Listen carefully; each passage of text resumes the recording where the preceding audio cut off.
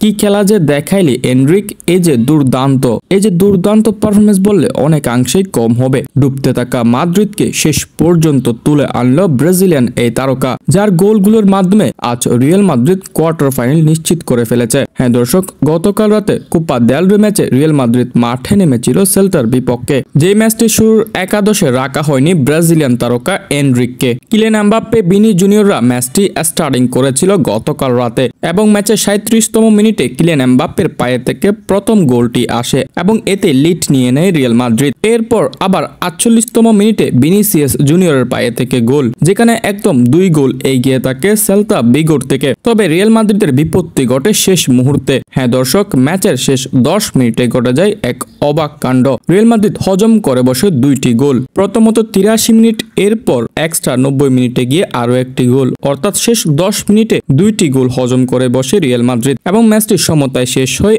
এরপর ম্যাচটি গড়ায় আরো অতিরিক্ত 30 মিনিটে। এই 30 মিনিটেই দেখায় ব্রাজিলিয়ান তারকা এনরিকের ঝলক। ম্যাচের 108 মিনিটের মধ্যে এনরিক প্রথম গোলটি করে রিয়াল মাদ্রিদকে এগিয়ে নিয়ে যায় 3 গোলে। এরপর 112 মিনিটের মধ্যে দুর্দান্ত একটি শট করে গোল করেছেন রিয়াল মাদ্রিদের মিডফিল্ডার ফেদ্রিকো ভালভার্দে, যার গোলগুলো দেখলে সত্যি অসাধারণ। একদম দূর থেকে শট করে গোল করেছেন উরুগুয়েন এই প্লেয়ারটি। এরপর একদম ম্যাচের শেষ মুহূর্তে অর্থাৎ 119 মিনিটের মধ্যে এনরিকের পায়ে থেকে আরো একটি গোল, অর্থাৎ এই ম্যাচে এনরিক করেছেন 2 গোল। এই 2টি গোলই একদম শেষ মুহূর্তে গিয়ে করেছেন, যে 2টি গোল আজ রিয়াল মাদ্রিদকে কোয়ার্টার ফাইনাল অবধি নিয়ে যেতে সহায়তা করেছে। অর্থাৎ সর্বশেষ ম্যাচটি 5-2 গোলের বড় ব্যবধানে জয় পায় লস ব্লাঙ্কোসরা। লস ব্লাঙ্কোস শিবিরের একাদশে অনেক দিন যাবত জায়গা পাচ্ছিল না ব্রাজিলিয়ান এই তারকা। বেঞ্চে বসে দিন কাটতে হচ্ছিল এনরিককে, তবে এবার মাঠে নেমে প্রমাণ করেছেন সে এখনো হারিয়ে যায়নি, সে ফিরে আসছে। তবে সাধারণ রূপে নয়, ভয়ঙ্কর রূপে ফিরছে